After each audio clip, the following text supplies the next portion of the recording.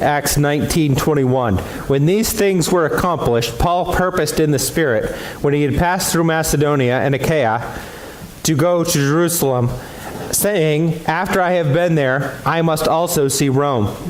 So he sent into Macedonia 2 of those who ministered to him, Timothy and Erastus, but he himself stayed in Asia for a time. And about that time there arose a great commotion about the way, for a certain man named Demetrius, a silversmith, who made silver shrines of Diana, brought no small profit to the craftsmen. He called them together with the workers of similar occupation and said, Men, you know that we have prosperity by this trade. Moreover, you see and hear that not only at Ephesus, but throughout almost all Asia, this Paul has persuaded and turned away many people, saying that they are not gods which are made with hands. So, not only is this trade of ours in danger of falling into disrepute, but also the temple of the great goddess Diana may be despised, and her magnificence destroyed, whom all Asia and the world worship. Now, when they had heard this, they were full of wrath and cried out, saying, Great is Diana of the Ephesians. So the whole city was filled with confusion and rushed into the theater with one accord. Having seized Gaius and Aristarchus, if you want to say that up here, that would be great. Next time it's all you. All right, Macedonians, Paul's companions, travel companions. And when Paul wanted to go to the people, the disciples would not allow him. Then some of the officials of Asia, who were his friends, sent to him, pleading that he would not venture into the theater. Some therefore cried one thing and some another, for the assembly was confused, and most of them did not know why they had come together. And when they drew Alexander out of the multitude, the Jews putting him forward, and Alexander motioned with his hand and wanted to make his defense to the people. But when they found out that he was a Jew, all with one voice cried out for about 2 hours, Great is Diana of the Ephesians. And when the city clerk had quieted the crowd, he said, Men of Ephesus, what man is there who does not know that the city of the Ephesians is the temple guardian of the great goddess Diana, and of the image which fell down from Zeus? Therefore, since these things cannot be denied, you ought to be quiet and do nothing rashly, for you have brought these men here who are neither robbers of temples nor blasphemers of your goddess. Therefore, if Demetrius and his fellow craftsmen have a case against anyone, the courts are open and there are proconsuls. Let them bring charges against one another. But if you have any other inquiry to make, it shall be determined in the lawful assembly. For we are in danger of being called into question for today's uproar, there being no reason for which we may give account for this disorderly gathering. And when he had said these things, he dismissed the assembly. You may be seated. Again, I appreciate your patience with me. I think it's as important as we cover a passage that we actually read through the whole thing and let Scripture count for itself, right? Even as I go through it, my intention is not to change what Scripture says or add anything outside of what is included in the Word. So what we've seen now is that Paul had been in Ephesus at this point, when we get to verse 21, for at least 2 years. That's a significant amount of time. For Paul, that's incredible amount of time. Paul's lucky if he gets 2 weeks in some places. Now he's been here for at least 2 years. And it says, when these things were accomplished. Okay, that's like Paul saying, by the way, or Luke, I guess in this case, is saying, by the way, this is review. This is what happened. It's like a built-in review. So the things that he's talking about is what we've looked at up to this point in last week in chapter 19, was that Paul God had done great things through Paul. It says very miraculous things, extremely miraculous things. There were demon possessions that were demons that were cast out, but they were cast out because of God, not because of them. Matter of fact, the demons didn't respect those that were doing it outside of that. As we said before, Ephesus was a place of great magic. They use names, I'm trying to think, vainly. They just came up with any name that sounded good, and Jesus was the new and greatest name, so they tried using that, and it didn't work. And it actually, because of that, it brought more reputation to what Paul was preaching, and more reputation to Jesus. As we saw last week, the demon who spoke to them, which again is a pretty common thing when it comes to demons speaking to people, but he said, Jesus I know, and Paul I'm aware of. I don't know who you are, because I don't have to respect you. I respect Paul, I know who Jesus is, and I definitely respect him, but I don't know who you are. Because they weren't following after Jesus. I think those that were following after Jesus were marked. It wasn't just because Paul was all this special person. It was the fact that the demon, in this case, knew who Jesus was. And then it continues here, and the name of the Lord was magnified. Through this situation, they weren't able to just throw out the name of Jesus as a tool, if you will. I'm going to use, there's a nail that needs to be nailed in. I'm going to take this hammer, and Jesus is the hammer. I'm going to grab it. I'm going to put it in. They didn't know Jesus, so you can't take the hammer and use it. It didn't work that way. It wasn't just a name that could be thrown out there. And because it didn't work, the townspeople knew it didn't work, and because they weren't really following after him. And it discredited them as well as brought credit to Jesus, and it went forward. So it continues, it says, Paul purposed in the Spirit. Purposed in the Spirit. See, Paul had a plan. Right? Is it good to have a plan? Bob, if you're going to build a house, is it good to have a plan? Obviously. But it says here he purposed in the Spirit. It's good to have a plan. You know, most of you know, I spent years in youth ministry. Do you know how many books I could find? And actually, I got one coming this week. It's on how to find God's will for your life. How to set a plan in your life. You know, what to do when you graduate high school. What are you going to do with your life? Is it good to have a plan? Absolutely. You can't just go through life without a plan, or you shouldn't. All right? But Paul had a plan, and he submitted it to God. There's a big difference, isn't there? It's easy to go through life and say, this is my plan, this is what I'm going to do. And we go like this, right? And we say, hey God, by the way, here's my plan. Just put your stamp on it. That doesn't work that way. Okay? So Paul here planned in the Spirit. He submitted his plan to God and allowed God to work what he wanted to do through Paul's life. See, the thing is that as great as things were in Ephesus, Paul was still a what? A missionary. Things were good at Ephesus. It was time to go on. Now, he didn't necessarily at this point go on to new places. It says he went on, passed through Macedonia into Achaia. So if I can get this clicker to work again. It's not. Oh, there we go. So he was in Ephesus. And again, I still didn't fix this, sorry. But he's in Ephesus. So if you find the word Asia, just under the word Asia to the left is Ephesus.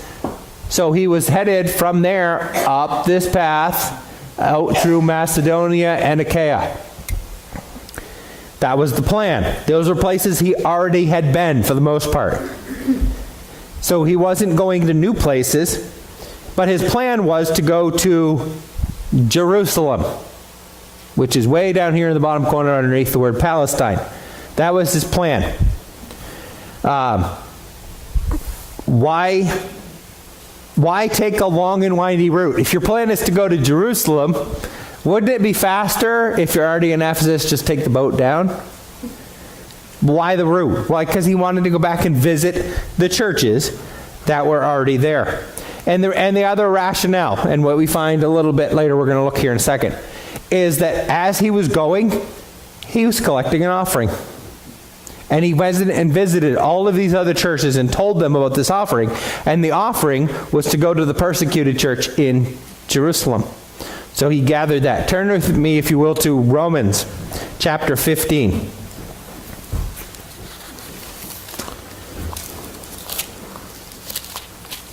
Romans chapter 15, we're going to begin reading around verse 25.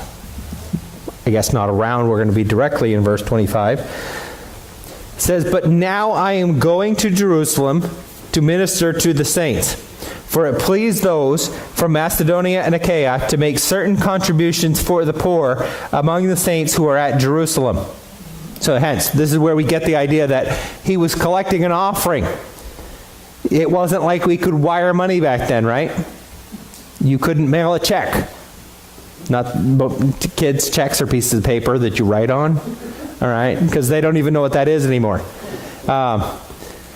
You couldn't slide your debit card. Paul literally went around and collected the offering, which then meant he had to carry the offering. But that's what he was doing on this path. And he set his eyes towards Rome. I want you to keep, just for context here, stay in Romans 15 for a minute. And it tells what his goal was. Because he set his eyes, the very next thing, in Acts chapter 19, it says, "I must go to Jerusalem." And then it says, "After I have been there, I must also see Rome."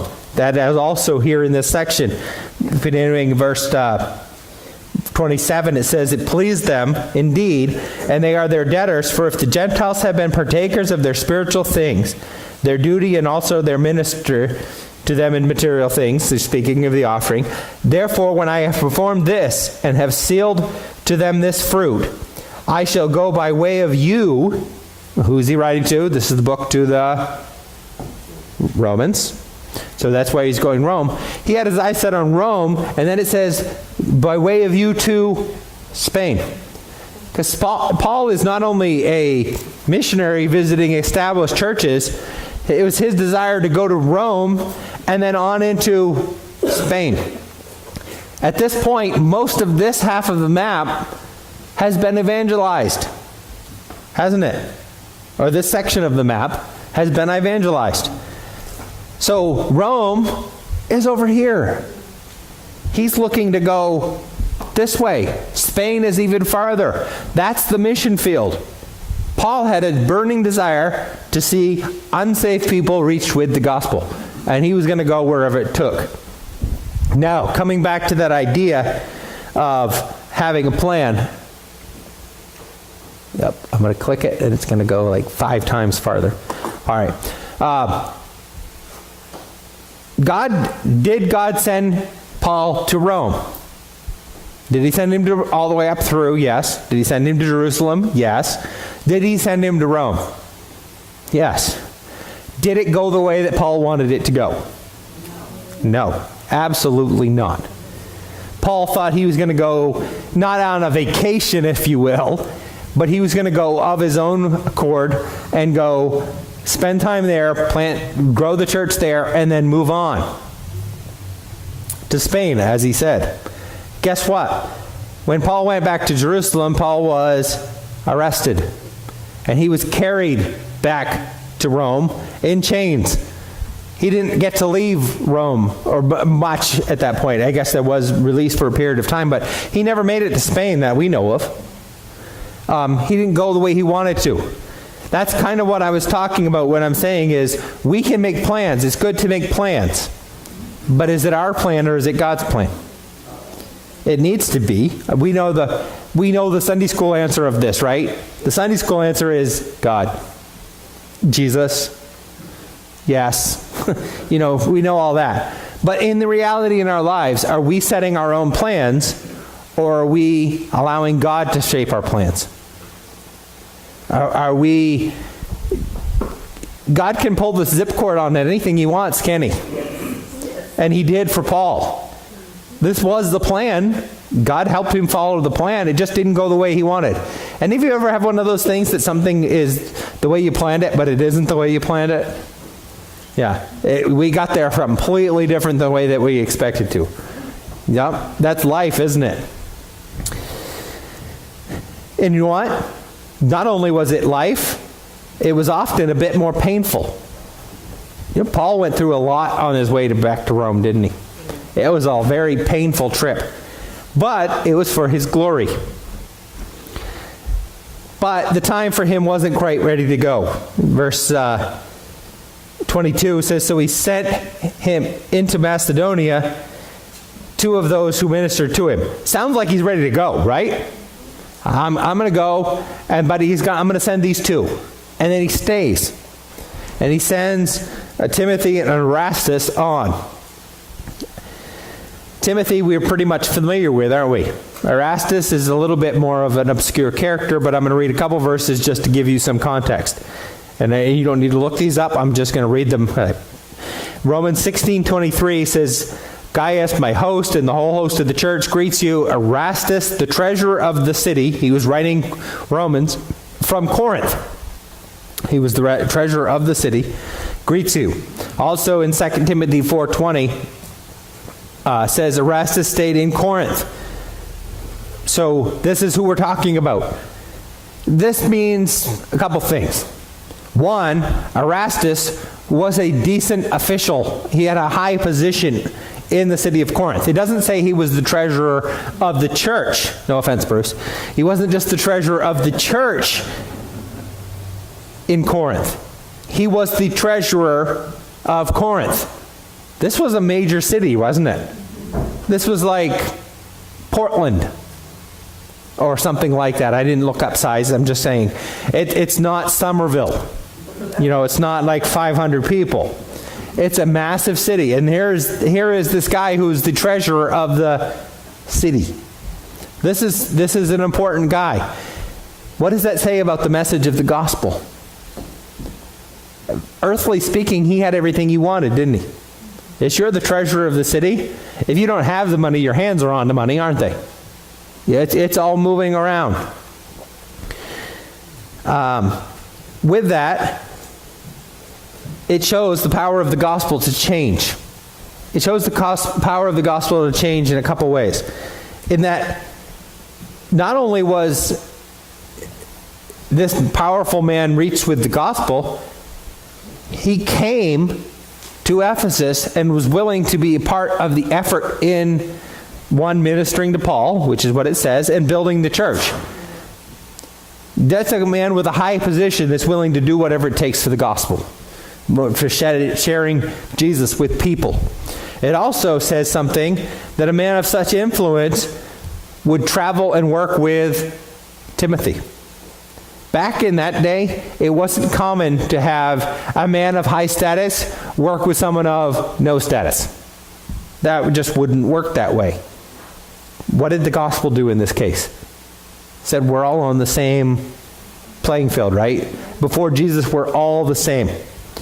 That leveled the playing field. So they went ahead and prepared the cities for Paul's coming. And things in Ephesus seemed good. Everything's going well.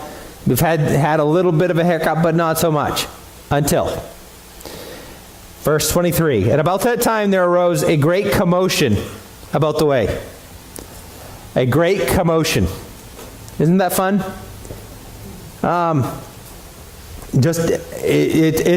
Really, we could call this just a mess. It's just a mess that happens. It says, for a certain man named Demetrius, a silversmith who made silver shrines of Diana, brought no small profit to the craftsmen. This guy brought a commotion. It says people, in a sense, people were losing money because of the gospel. That's what it came down to. And when people lose money because of the gospel, it's going to gather some attention, isn't it? And they weren't any too happy about the fact that they were losing money. Okay, be honest. Okay, what's today's date? What's tomorrow?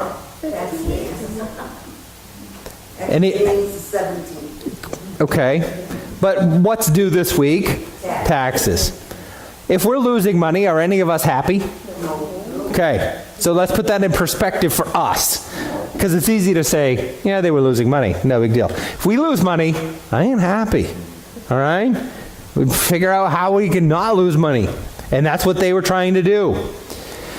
The silversmiths, as it were, made small silver copies of the temple of, it's either Artemis or, as it says here in what I was reading, Diana.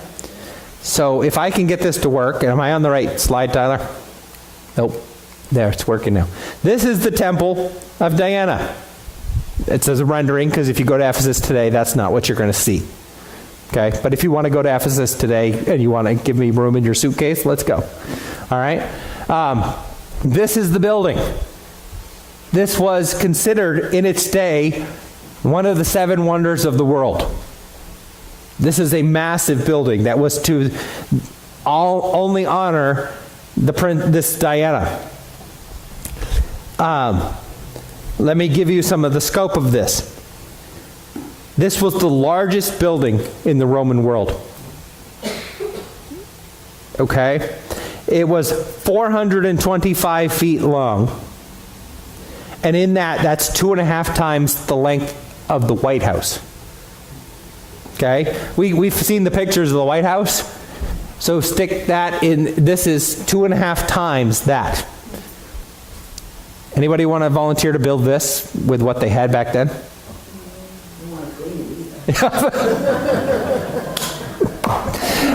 You pray for a lot of wind.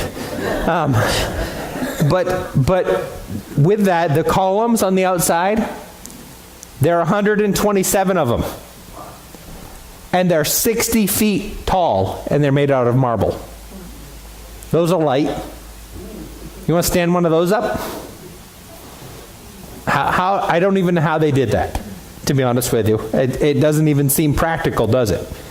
So what these silversmiths were doing was they would make smaller images of this or Diana or things, and they were using it to make money. Obviously, in a building like that, there would be significant... we'll get it. There we go. There was significant power behind having a building like that, right? There was significant money behind having a building like that. This was a very important thing to the economy. It was important to everything. And Demetrius was likely the head of this, I'm going to use the word guild, if you will, of smiths. Likely the biggest producer of items for this guild. So when people stopped trusting in Diana, guess what happened to his pocketbook? It started being smaller.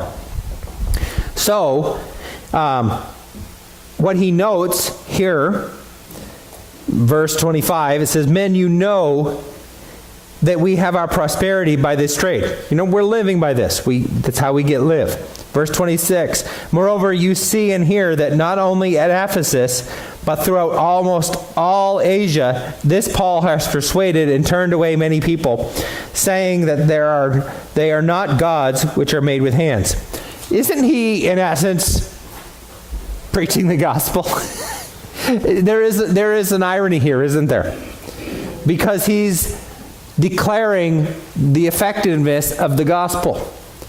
Now, how many of us, and I'm guilty of this, but how many of us have this idea that the church in the early ages was fledgling and hanging on by a thread? Read that verse. What does it say? That Paul has gone everywhere, and people in almost all of Asia. Granted, I don't think Asia was probably what we were looking at on the map there. It wasn't China and west of that, but in what they called Asia, everywhere, people were persuaded because of Paul's preaching. I think this church was a little bit bigger than what we thought. It shouldn't be taken lightly. And it wasn't then either, and I don't think Demetrius was taking it lightly. There was big effectiveness because people were taking notice. Asia as a province in that day was the richest province in the world, in all of the Roman Empire. It was, and for the most part we could probably say the world because Rome was the world power, right? So this was the one place. One of the things that's a deterrent for the gospel is people that have money that they can rely on money, they don't need the gospel. I think Jesus saw some of this as well, didn't he? It's easier for a rich man to go through the eye of a needle, or camel to go through the eye of a needle, right, than for a rich man. So this is the richest province, and basically Paul's preaching had, as was said earlier, turned the world upside down. They didn't need the gospel, but that they were turning to it. And he basically summarizes Paul's claim. It says here, they are not gods which are made with hands. Let me say this. If your God can be made with wood, metal, stone, plastic, electronics, anything, guess what? It's a useless piece of junk. Because does that make my phone useless because it's made of all those things? No, my phone has a point. But who made it? Man made it. Is man God? I don't know about you, I'm not. And I don't think anybody else that has the same frailties that I have is. And what Paul is saying to them is, if that piece of rock is your God, then you're not serving anything. There's nothing out there. It's useless for that. How much power does that God really have? None. You know, we sang all the beginning of this about the power of the Creator. There's a big difference between someone who has the ability to create the world that we live in and a piece of rock that he made. You know, it says worship the creation rather than the creator. Big difference in how that word ends, right? And he's saying if you're going to, what he has summarized perfectly what Paul said. So you know what happened? He listened. He was listening to what Paul said. He had it cold. Did he believe the message? No. He didn't believe it because it hurt him personally. He didn't want to change. And Paul's message, for him to have believed it, meant he would have had to change. And it hurt him financially, personally, any number of ways. But he knew the truth. Didn't believe it as truth, but he knew the facts of it, I suppose. And he was able to retell it. People didn't need things that were made by hand, is what his point was. This was enough. This was happening enough that the gospel was going out. People were trusting in the true God rather than these false gods, enough that it was causing them to lose money. How much, if we were to stop buying, I'm going to throw it out there because it doesn't bother me. If we were to stop buying coffee, just in this group right here, everybody be in a panic, I'm sure. All right. But, okay, Diet Coke. All right? If we were to stop, how much influence would that really have? Serious. Just in this group. If we were to stop buying coffee, would that affect the coffee? Depends on which one of you is drinking the coffee, I suppose. But in a sense, it wouldn't, would it? If a small group like this stopped buying the silver that was going to the temple, would it have caused any problem?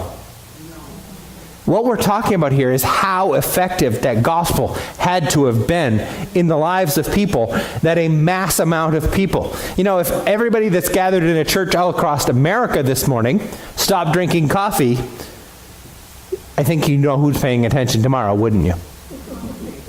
the coffee makers would be. But keep in mind, there will be coffee out here after the service. It's already being made. But do you see the influence that the church must have had back then? That there was such a difference in Asia that it was showing up in the pocketbooks of those that were in charge of the falseness.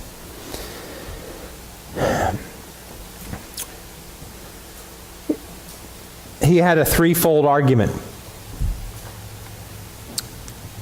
It says, and I just lost my place. I don't know where I am. Sorry, I turned the page and I didn't realize it. His threefold argument was this. This trade of ours, verse 27, is in danger of falling into disrepute. We're going to lose money or potentially our jobs. That's important, isn't it? Do any of us want to lose money or potentially our jobs? No. Pay attention. That's what he's saying. Pay attention because this is important to us. Second argument he makes here is the temple of the great goddess Diana may be despised. Even from a tourism standpoint, the attraction of a building like that, it would have been despised. Because who needs that temple? No one. And then it continues and says, whom the great goddess Diana may be despised, and her magnificence destroyed, whom all Asia and the world worship. So this god would have been discredited. So there wouldn't have been anybody needing to follow her either, would there? So there's a threefold argument. We're going to lose money. The temple's going to become useless because our God is useless. So we need to pay attention. We need to do something about this. Verse 28 shows the people's response. Now when they heard this, they were full of wrath and cried out, "Great is Diana of the Ephesians." And they wouldn't be all that happy. And what we basically get is a riot. Continue. So the whole city was filled with confusion. Confusion pretty much sums up a riot, isn't it? I love the fact that a little bit later on it says, they didn't even know what they were out there for. Isn't that what a riot is? People are out there because everybody else is out there. They don't even know what they're out there for. I mean, social media riots are amazing, aren't they? People start arguing about things, they don't even know what they're arguing. By the time you're done, it doesn't go back to the original point at all, does it? It doesn't. So the people here didn't know. They were just, everyone's going. So they rushed into the theater with one accord, having seen Gaius and Aristarchus. So they grabbed Paul's companions. This isn't the first time that Paul's companions have been pulled in and not Paul himself. And they grabbed them into the theater. This was a large place. It is a public gathering place where public business was done. Let's talk about the size of this now. This place held 24,000 people. That's a little bit big, isn't it? We're almost talking, what, the size of the TD Garden in Boston? I think that's about 38,000 maybe. It's bigger than anything in Maine, isn't it? This is a large building. Can you imagine with the amplification that they did not have back then? You know, we have the ability for me to walk. I can sit in my office at my desk and talk, and you can hear me, and that'd be a great idea. Maybe we should pull that off maybe after Easter. They had no amplification. So someone who had to speak, number one, you had to be quiet. If you wanted to hear, if anybody around you wanted to hear, you had to be quiet. They learned how to be quiet pretty quickly, didn't they? But yet, then someone had to speak clearly. Paul, as we see here, got caught up in the moment. And when Paul wanted to go into the people, the disciples would not allow it. Paul's like, let me in there. Come on, let's go. I'm going to go defend myself, right? Because in a sense, the argument was against him, and he wasn't even the one that was called in to do this. Those others, as it says here, the disciples, would not allow him. Then some of the officials of Asia who were his friends. Paul had made some pretty important friends in his travels, hadn't he? Who were his friends, sent to him pleading that he would not venture into the theater. Paul, you stay out. How much time do you suppose had passed here? It kind of just reads as it happens all at once, right? If people from the officials all over Asia got word to Paul, this wasn't a quick thing, was it? This probably took a couple days. Again, it wasn't like they could email.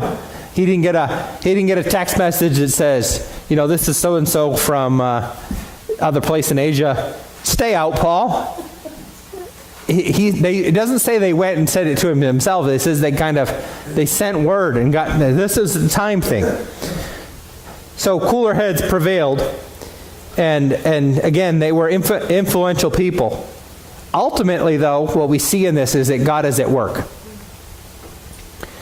There's a lack of organization, the confusion that we just talked about. Yet, out of all of this, and we can look to the end of the story here, no one in the church is killed. It never mentions that the church suffered, did it? Physically in death.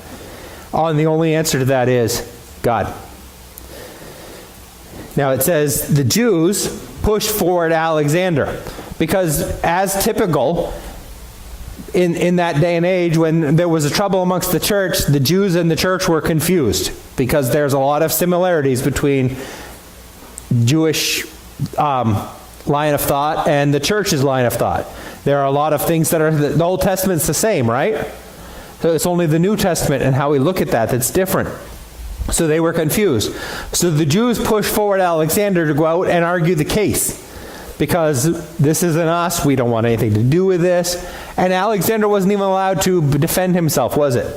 As soon as he was pushed out and the people of the city found out that he was Jewish, they spent 2 hours yelling. Can you imagine? You're probably waiting for me, and I've only been going for about 40 minutes to shut up. They yelled for 2 hours. Can you imagine? Verse 35, the mayor comes to the front. And really the mayor was a mediator between, it doesn't say mayor in here, it says the city clerk. In essence, it was the mayor. And he was the mediator between the Romans and the local officials. And so this was an official response. Lengthy, so to speak. But he begins by reminding them of the history. Men of Ephesus, what man is there who does not know that the city of the Ephesians is the temple guardian of the great goddess Diana and the image which fell down from Zeus? He begins by reminding them again of the history. Everybody knows what's going on here. The image coming down, the idea what that was, what's understood is that it was a meteorite that crashed to the earth. And it was supposedly sent by Zeus, and it was what was housed in that temple. That's what he's talking to them here. Therefore, verse 36, since these things cannot be denied, it's history. Again, is the Bible declaring what he says to be truth? It's the facts. Okay? It's both. It's a trick question to a certain extent. He's not validating what he's saying outside of saying it is the facts of what is being said. He knew that. You ought to be quiet and do nothing. Basically, calm down. Everybody ought to calm down. Because it says the whole city was in this uproar, right? Calm down. For you have brought these men here who are neither robbers of temples or blasphemers of your goddess. What was he saying? In essence, they've done nothing wrong. What they're doing is not illegal.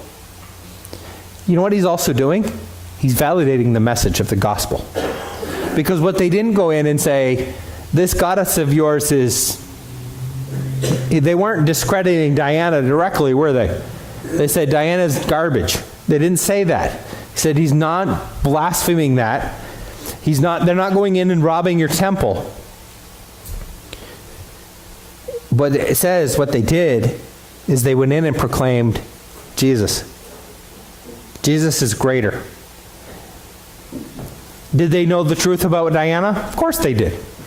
But they went in and proclaimed Jesus as the greatest and the best. And if you proclaim Jesus as the greatest, doesn't that make him greater than everything else? Nothing else matters then, does it? If Jesus is everything. And that's his point. They didn't spend their time opposing what was wrong, but proclaiming what was right. They could take this on. They could go to the officials or Rome. You could say, let them bring charges against one another. But if you have any other inquiry to make, be determined in lawful assembly. They could brought it to the local Greek or Asian or whatever officials, or you could take it to Rome.